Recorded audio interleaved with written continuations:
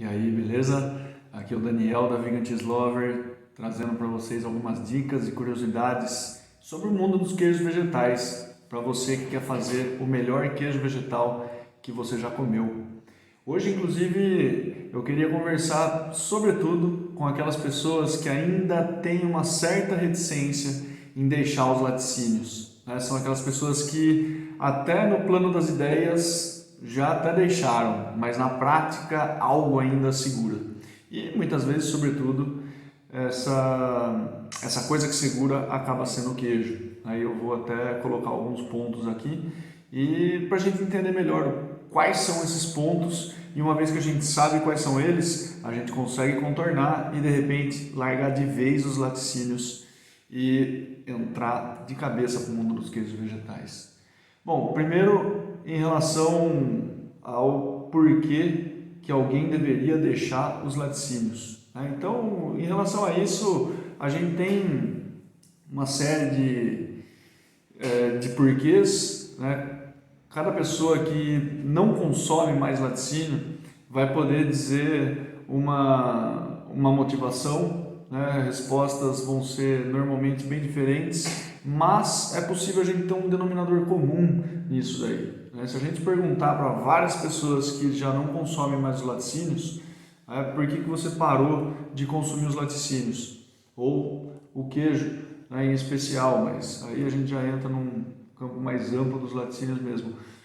A maioria das respostas ela vai gravitar em três troncos maiores, né? Muita gente pode dizer que o principal motivo foi em relação ao próprio ambiente, né, ao meio ambiente, para tentar melhorar o mundo em que vivemos e atuando mesmo como uma luta política, né, indo contra todo esse consumo desenfreado de animais e derivados dos animais. Depois, a gente pode ter a motivação pelos próprios animais, né?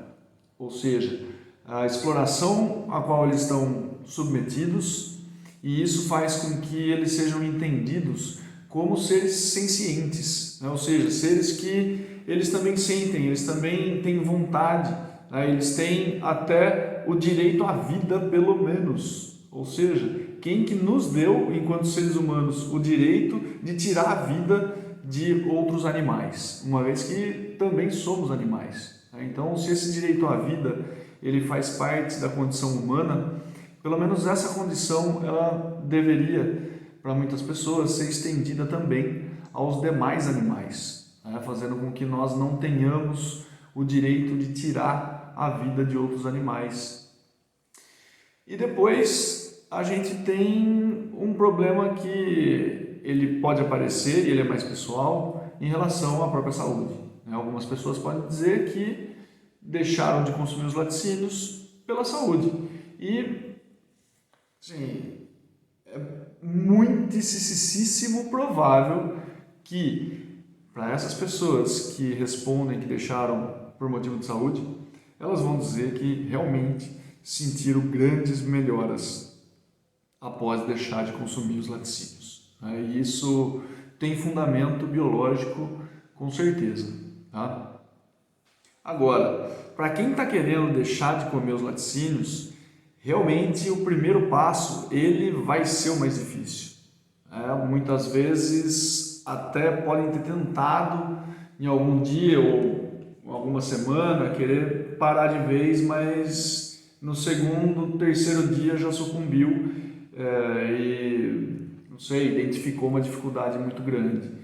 Sobretudo quando a gente vai para a rua e precisa comer, né? Depende desse consumo alimentar na rua, que a oferta ela é muito mais restrita. E aí algumas coisas elas começam a chegar para esse primeiro momento, que uma vez que a gente quebra essa arrebentação, aí a gente entra num mar um pouco mais tranquilo. É só uma questão de novos hábitos, na verdade. E isso eu digo, não é só em relação a perceber novos sabores ou novas texturas e entrar, né, em consonância com isso. Mas eu me refiro, enquanto hábito, o próprio dia a dia, desde a compra que vai ser feita no supermercado, que aí ela vai precisar, né, ou no mercado, ou numa feira local, o que seja, né, mas os produtos eles precisam ter uma diversidade um pouco maior, justamente para suprir, né, todas as nossas necessidades alimentares, né, de macronutrientes, de micronutrientes, o que quer que seja, mas a gente precisa de uma diversidade muito grande, então isso entra para a rotina. Uma vez que a gente consegue já estabelecer mais ou menos o que a gente vai fazer, qual que vai ser, né, o nosso consumo mais ou menos, aí a gente já tem um grande passo dado. E digo mais, depois de um tempo isso entra num piloto automático, né? Eu, sem laticínios, eu tô já há 14 anos, sem laticínios, sem carne há 16 anos, né? Então, assim, eu já, para mim é meio que inconcebível eu voltar àquela rotina de consumo de animais e derivados de animais, né? Então, há um tempo isso já entrou como automático na minha vida e a vida é essa, né?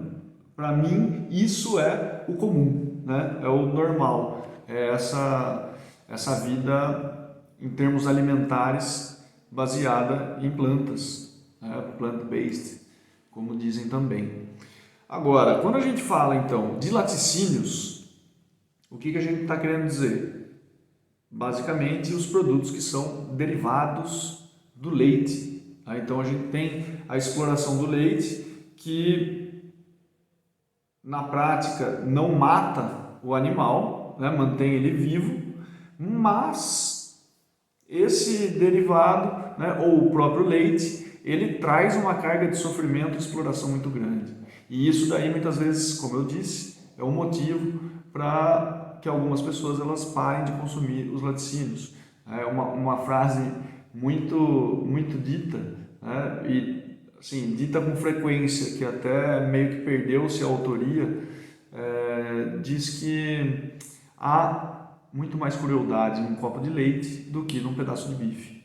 Então, talvez você manter o animal vivo, mas dentro de uma cadeia exploratória, possa ter um impacto muito maior, né, enquanto espécime, ou seja, enquanto aquele indivíduo animal, do que se ele já morre cedo, né, já é morto cedo, e todo aquele sofrimento que ele poderia ter ao longo de uma vida já foi antecipado. É mais ou menos isso que está por trás dessa frase quando ela é colocada, tá? Mas, quando a gente fala então de derivados animais, de derivados do leite, o que temos aí? Manteiga, nata, creme de leite, leites fermentados, que mais que a gente pode ter? O próprio queijo, obviamente, né?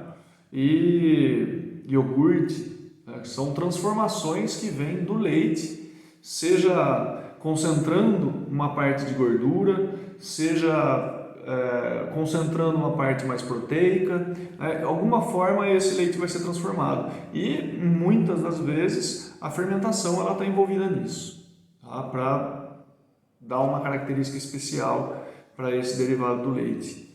Agora, muita gente quando entra nessa seara, né, nessa discussão sobre os laticínios, e agora eu vou começar já a aprofundar na questão do queijo em si, a questão que mais aparece tá bom, e se eu deixar o queijo, um queijo vegano, um queijo vegetal, ele vai ser igual a um queijo tradicional? Essa é uma grande questão que surge. E, assim, nada melhor do que a gente entrar, então, nas considerações da queijaria tradicional para depois trazer essa questão para o mundo vegetal no contraponto ao animal e ver se realmente é uma questão que ela merece ser respondida sim ou não, tá?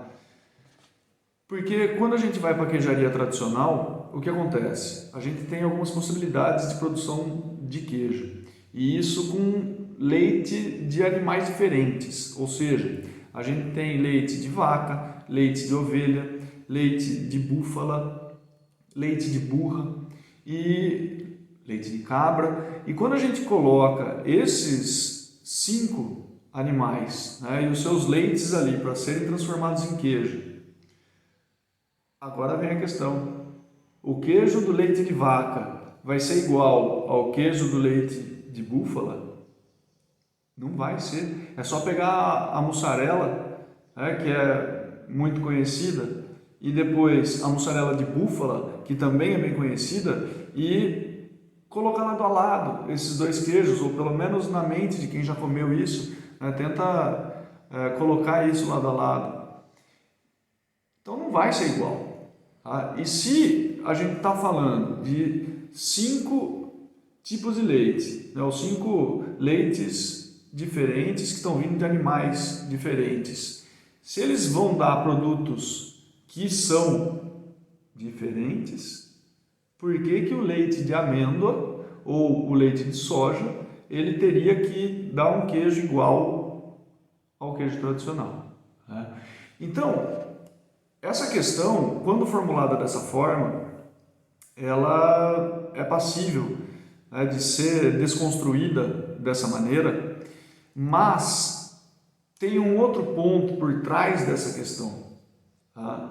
E eu vou tentar desenvolver esse ponto aqui para vocês, que ele é um pouco mais complexo, porque muitas vezes quando as pessoas perguntam isso, mas o queijo vegano vai ser igual ao queijo tradicional, na verdade elas não querem só saber se vai ser igual, né, num sentido bem amplo assim, mas o que está por trás disso, dessa pergunta pelo menos, é querer saber quais são os denominadores comuns que a gente pode ter entre o queijo vegetal e o queijo animal.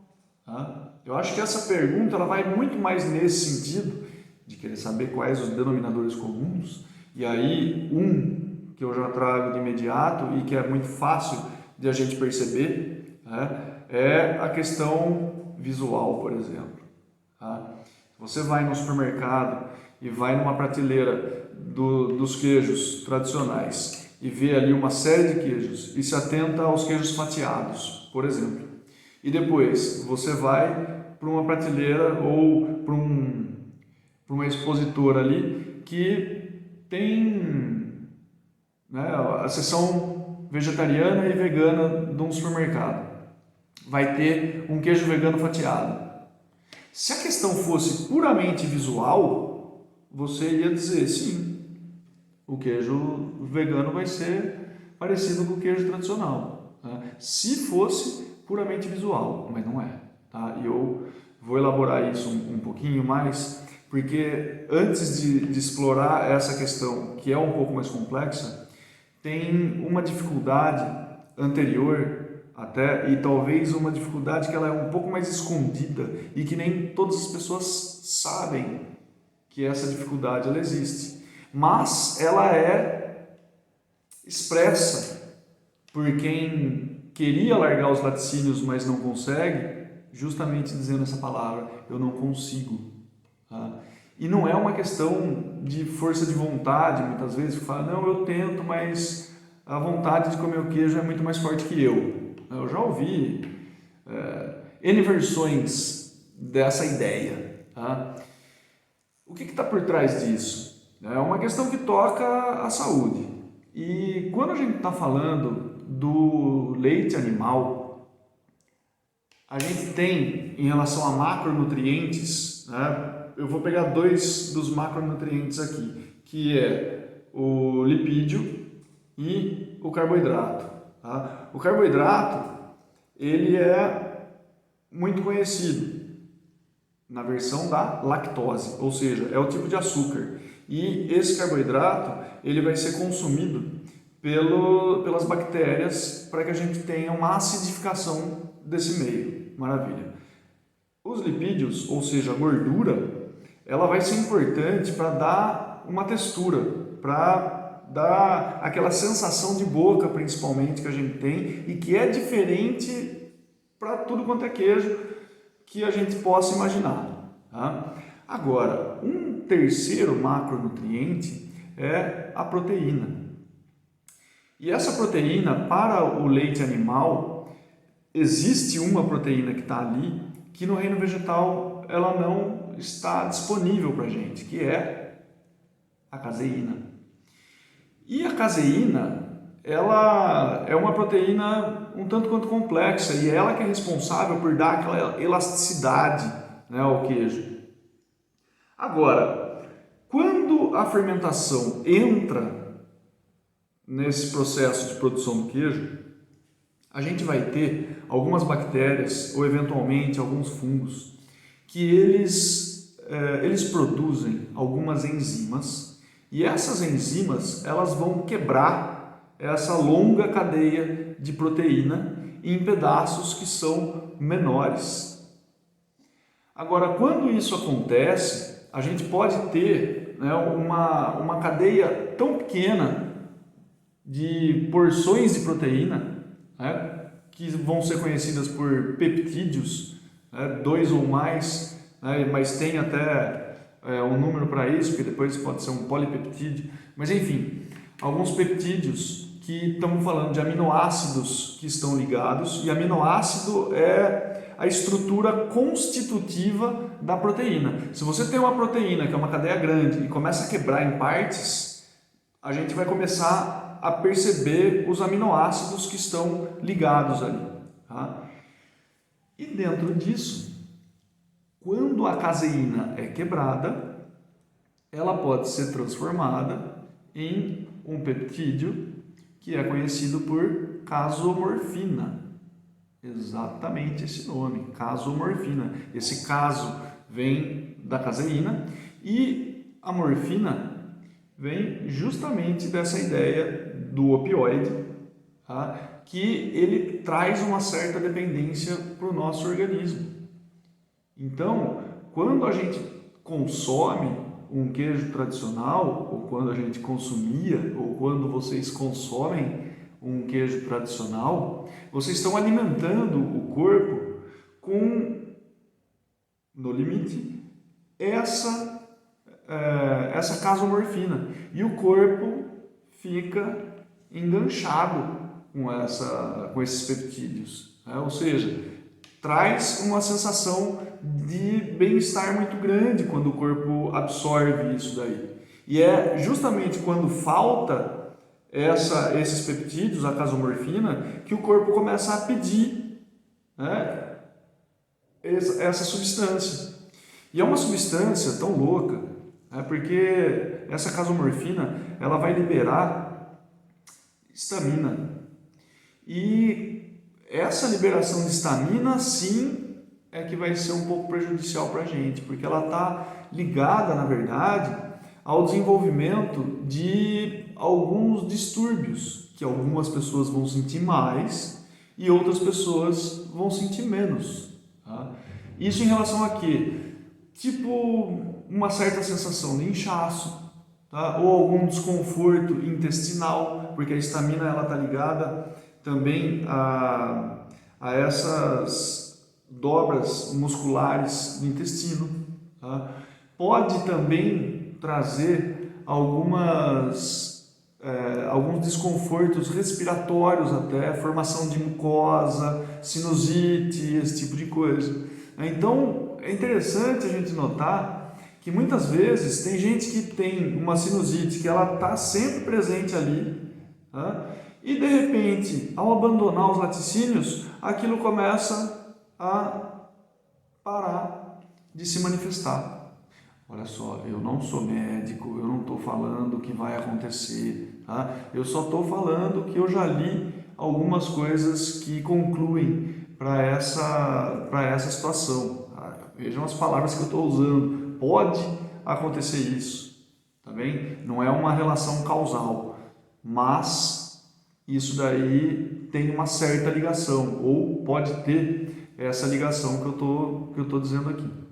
Então, essa questão da casomorfina e da própria saúde, né, dessa dependência, ela pode explicar muita coisa quando uma pessoa diz, eu não consigo. E se você é uma dessas pessoas que diz por aí eu não consigo, talvez, sabendo-se disso, você pode estar sendo munida com talvez uma acentuação na sua força de vontade e falar o quê? Esse queijo está me causando esse tipo de dependência? Aqui não mais, né? E tentar cortar isso. Uma vez que a gente reconhece, o primeiro passo, né, para a gente se livrar de algum vício aí, de alguma coisa assim, é a gente reconhecer que está envolvido com isso, né? E uma vez que a gente reconhece, fica mais fácil da gente lidar. A aceitação é o primeiro passo, né? Então é isso. Agora, eu volto àquela questão que eu estava desenvolvendo e parei para falar da saúde, que é a percepção que a gente vai ter do queijo. Quando uma pessoa diz vai ser igual ao queijo tradicional, então o que ela está querendo dizer? Quais os denominadores comuns que eu posso ter em relação aos queijos tradicionais, né, a partir de um queijo vegetal? Bom, essa questão ela está muito ligada ao tema da memória afetiva, ou seja, o nosso corpo, a nossa mente, enfim, trabalha com essa questão da memória afetiva. Quando os nossos sentidos, e aí trabalhando os nossos 5 sentidos, ou seja, o olfato, o paladar, a visão, a audição e o tato, quando a gente tem um desses sentidos, eles podem ser ativados e isso remeter a uma memória. E essa memória, ela vai trazer um afeto, ela vai trazer uma emoção. Tá? Essa emoção ela pode ser boa, pode ser ruim. Aí também não vamos julgar, né, essa parte agora. Porém, o importante aqui é a gente reconhecer que muitas vezes ao sentir um determinado cheiro, a gente pode ser remetido a um passado e a emoção gerada pode ser maravilhosa ou pode ser muito ruim, mas enfim, isso faz parte de uma memória afetiva, tá? E isso com os nossos 5 sentidos. Às vezes a gente ouve uma música que, nossa, remete para um certo local no passado que quando tocava aquela música, ou pelo menos uma vez que ela foi tocada, aquilo foi sensacional, teve uma coisa muito boa envolvida, um evento maravilhoso que está envolvido e tal, e aquilo ativa, né, uma série de emoções prazerosas, por exemplo. Então, quando alguém busca essa semelhança entre o queijo vegetal e o queijo tradicional, na verdade, o que ela busca são essas emoções, quais sejam de prazer, emoções de prazer gastronômico, tá? Ou de repente até de prazer por uma situação ou por um local. Tem um queijo que eu faço com um probiótico que eu faço aqui em casa, faço probiótico, né, e a partir desse probiótico eu faço o queijo. E a base dele é castanha de caju. E é muito simples esse queijo no aspecto de ingrediente, tá? Porque é só a castanha de caju, esse probiótico, sal, encerrou o assunto. Tá? Aí ele vai fermentar e depois eu vou maturar. Passado aí um mês, entre um mês e meio, ele chega num ponto que o aroma e o sabor dele, mas assim, me remete diretamente para aquela terceira prateleira da geladeira da minha avó, onde ela guardava um queijo meia-cura dela. E por muitas vezes, né, quando criança, eu comia esse queijo na casa dela. E eu nunca mais comi esse queijo em lugar nenhum. Eu não faço ideia se era um queijo muito bom, ou se era um queijo que ela tinha condições de comprar, ou era de algum conhecido na feira que ela gostava e levava, enfim, eu não faço ideia, porque na época eu nem tinha esses questionamentos para fazer, para ela, e hoje já não é mais possível. Mas enfim, quando eu como esse queijo, me manda diretamente para essa situação, né? e a ativação dessa memória afetiva é surreal para mim. É uma coisa sensacional, que me traz belas recordações com a minha avó. Então é disso que se trata quando a gente está falando de memória afetiva. Só que não necessariamente ligado a alguma pessoa, ligado a algum evento, a alguma situação. Mas a gente está buscando muito mais aquela questão aromática, né, que vai remeter ao queijo, ou aquela questão do tato, paladar, né, o tato e o paladar eles estão bem ligados ali, porque a gente vai sentir o paladar quando coloca o queijo na boca, né, e começa a mastigar. E o tato também, que a gente vai sentir a textura desse queijo. Tá? Então é a partir daí que a gente começa a desenvolver a memória afetiva. Agora, volta lá para aquele exemplo que eu dei do supermercado, de você ir na parte dos queijos tradicionais, ver ali tudo que está ali, e depois vai para a seção vegana, ver o que está ali e ver o queijo fatiado. Visualmente, você vai falar, bom, isso aqui está bem atrativo, porque está bem parecido os dois. E aí você compra aquilo, leva para casa, a hora que você come, a maior decepção que você vai ter. E talvez essa seja uma decepção suficiente para quem está testando o jogo, está vendo se dá certo, vai abandonar porque viu que não deu certo. Porque comprou um queijo vegetal que ficou muito aquém, né? Deixou muito a desejar. Então, a gente não pode ser só levado pelo visual. Tá?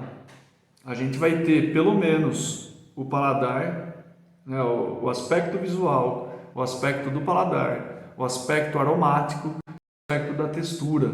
Pelo menos esses 4 pontos eles vão estar envolvidos que dizem respeito aos 4 diferentes canais sensoriais que a gente tem. A audição aqui, né, talvez não tenha tanta importância assim, tá bem? Mas, será que é possível existir um queijo desse? Porque se a gente foi no supermercado e pegou esse fatiado, não deu certo. Todos vão ser assim? Óbvio que não vão ser assim. A gente tem diferença sim. A gente vai ter queijos vegetais que são extremamente saborosos, com uma textura incrível, um aroma fantástico. Tá?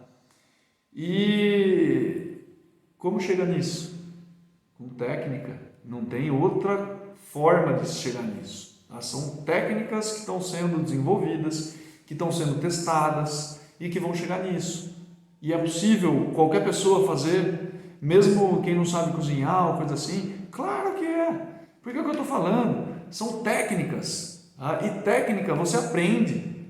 Técnica você aprimora, você melhora. Obviamente, o primeiro queijo vegetal que você for fazer, talvez não seja o melhor que você vai comer. Mas de repente, o terceiro, o quarto, a cabeça já muda, fala, opa, aqui tem futuro para ser explorado, com certeza. Né? Ou às vezes você nem chega no terceiro e no quarto, logo no primeiro você percebe, você fala, isso aqui tá mais ou menos, porém eu tenho uma avenida aberta para melhorar isso daqui. Né? E aí já se empolga e vê que é possível. Tá? E essas técnicas, como eu disse, eu não estou falando de dom. Eu não tenho dom, né? Eu não nasci virado para a lua, né? Não tenho talento. Não precisa disso. A única coisa que vai precisar é vontade, é querer. Tá? Esse sim é o principal ponto. É a gente querer fazer o queijo vegetal. Colocar isso como uma prioridade para a gente. Porque imagina a vida hoje como que é. Muita gente vai falar, mas eu não tenho tempo. Mas dá trabalho. Gente, na verdade, o que querem dizer quando falam isso não é prioridade para mim. Tá? Porque se a gente for ver o tempo que gasta para fazer, o trabalho que dá, vocês vão ver que cronometrado no relógio ali é ridículo. Comparado ao que as pessoas imaginam que vai ser. Tá? Então, isso não chega a ser uma desculpa. E o mais interessante de tudo é que quando você rompe essa barreira e vai fazer até dar certo, não é para ver se dá certo. Não, na primeira vez às vezes não vai dar certo. E aí, abandonou? Não, eu vou fazer até dar certo, porque as técnicas estão aí. A gente tem uma série de queijos que ficam sensacionais mesmo, e dá para a gente chegar nisso em casa, com a geladeira, com o frigorífico que você tem em casa, com os instrumentos que você tem em casa, dá para fazer. Então, é muito possível e é muito libertador, porque não vai depender de supermercado. Tá? Não vai depender do que o mercado hoje em dia está oferecendo, e tem muita coisa boa, tá? Mas não está tão disponível assim, é um pouco mais difícil de achar, tem que explorar um pouco mais para achar. Agora, quando você domina as técnicas, aí está livre disso. Tá? Só que é aquela coisa, é preciso saber o que você quer. Porque falar, eu quero fazer um queijo vegetal. E daí? Que tipo de queijo você quer fazer? Que tipo de técnica você quer aprender para fazer um determinado resultado? Né? Para chegar em determinado resultado. Ou seja, é importante que a gente já tenha uma ideia do que a gente quer, do que a gente busca. Senão fica aquela conversa de louco no Alice, né? Aquela entre a Alice e o gato na Alice no País das Maravilhas, né? Do Lewis Carroll. Então tá ali a Alice e pergunta pro gato: gato, o senhor sabe como que eu faço para sair daqui? Aí o gato fala: ué, para onde você quer ir? Aí ela fala: eu não me importo muito, eu quero sair daqui. Aí o gato fala: então, se você não se importa, não sabe para onde quer ir, qualquer caminho é caminho. Só aí que vai. Né? E, obviamente, não vai chegar em lugar nenhum isso daí, porque você não tem o objetivo traçado antes. Agora, quando você define: eu quero fazer um queijo meia cura, que vai ficar um mês maturando. Maravilha, comeu aquele queijo. O próximo projeto, agora eu vou estudar para fazer 3 meses, porque é diferente, não é só fazer a mesma coisa e em vez de deixar 1, deixar 3. Né? Não é bem assim que a coisa funciona. Tem técnica para tudo isso acontecer.